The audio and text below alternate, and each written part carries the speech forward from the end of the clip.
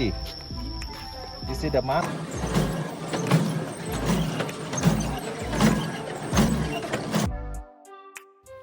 Hello guys, welcome to our YouTube channel. അടുത്തതായി നമ്മൾ പോകുന്നത് കുച്ചി ടണലിലെ മിലിറ്ററി വർക്ക്ഷോപ്പിലേക്കാണ്. യുദ്ധകാലത്ത് അമേരിക്കൻ പട്ടാളക്കാരിൽ നിന്നും ബാക്കി വന്ന വെപ്പൺസുകളും ബോംബുകളുമൊക്കെ വീണ്ടും റീസൈക്കിൾ ചെയ്ത് ഉപയോഗിക്കാനായി ഉണ്ടാക്കിയ ഒരു വർക്ക്ഷോപ്പാണിത്. യുദ്ധസമയത്ത് ഇത്തരം വെപ്പൺസുകൾ സ്വന്തമായി നിർമ്മിക്കുക എന്നത് വിയറ്റ്നാമിലെ ജനങ്ങളെ സംബന്ധിച്ചിടത്തോളം ഒരു ബുദ്ധിമുട്ടുള്ള കാര്യമായിരുന്നു.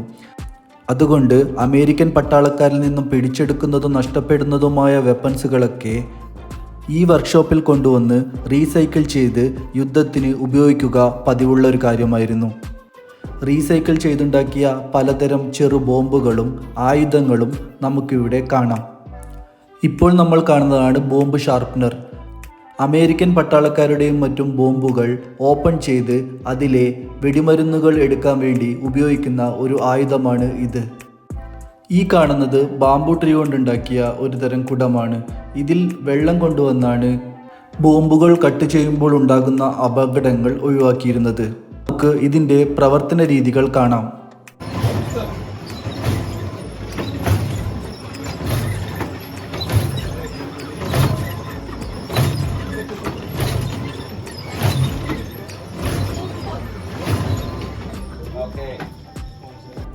അടുത്തതായി നമ്മൾ കാണുന്നത് കുച്ചി ടണലിൻ്റെ ഒരു എൻട്രൻസ് ആണ്. ഇങ്ങനെയൊരു എൻട്രൻസ് ഉള്ളതായി നമുക്ക് അറിയാനേ പറ്റില്ല. പക്ഷേ പണ്ട് കാലത്ത് വിയറ്റ്കോങ്ങുകൾക്ക് ഇങ്ങനെയൊരു എൻട്രൻസ് ഉള്ളതായി അറിയപ്പെടുന്നത് ഈ മരത്തിലുണ്ടാക്കിയ ചില അടയാളങ്ങൾ കൊണ്ടാണ്. മരത്തിൻ്റെ താഴ്ഭാഗത്തുള്ള ഒരു കുഴിഞ്ഞ പോലെയുള്ള ഒരു രൂപം, ഇതാണ് അവരുടെ അടയാളം.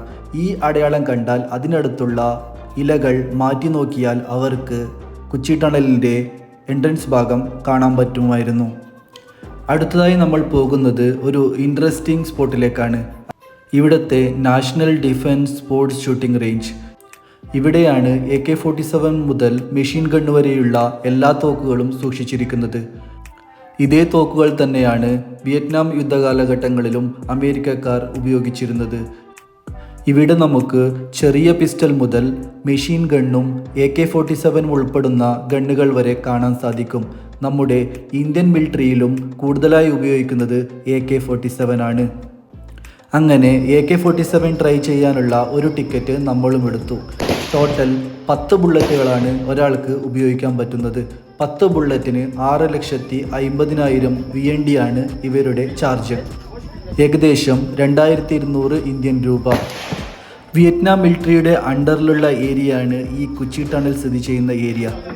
അതുകൊണ്ട് തന്നെയാണ് AK-47 ഒക്കെ ഉപയോഗിക്കാനുള്ള ഒരു ഫെസിലിറ്റി നമുക്കിവിടെ കിട്ടുന്നത്. വേറെ എവിടെ ചെന്നാലും ഇത്തരം ഒരു ഫെസിലിറ്റി നമുക്ക് കിട്ടാനുള്ള സാധ്യതയില്ല. സാധാരണയായി മിലിറ്ററിക്കാർക്കും ഫോഴ്സുകൾക്കും മാത്രമാണ് ഇങ്ങനെയുള്ള തോക്കുകൾ കൈകാര്യം ചെയ്യാനുള്ള അവസരം ഗവൺമെൻറ് ഒരുക്കുന്നത്. ഇങ്ങനെയുള്ള അവസരങ്ങൾ വളരെ കുറവായതിനാൽ അടുത്തതായി ഞാനും ഒന്ന് ട്രൈ ചെയ്യാൻ തീരുമാനിച്ചു. ഇനി നമുക്കും ഒന്ന് ഷൂട്ട് ചെയ്യാം. AK-47 ബാക്ക് ഫയർ വളരെ കൂടുതലാണ്. അതുകൂടാതെ ഈ തിരകളൊക്കെ ഏതു ഭാഗത്തേക്കാണ് പോകുന്നതെന്നോ എവിടെയാണ് കൊള്ളുന്നതെന്നോ ഒരു ഐഡിയയുമില്ല. അങ്ങനെ 10 ബുള്ളറ്റുകളും ഒന്നിനു പുറകെ ഒന്നായി ഉപയോഗിച്ചുകൊണ്ടിരുന്നു.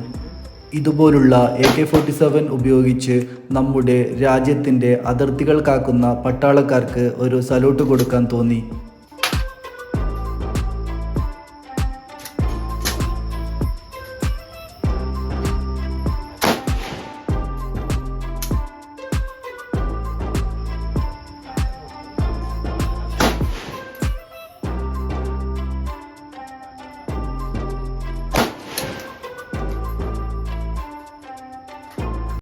പല ടൂറിസ്റ്റുകളും പലതരം തോക്കുകളാണ് ട്രൈ ചെയ്യുന്നത്.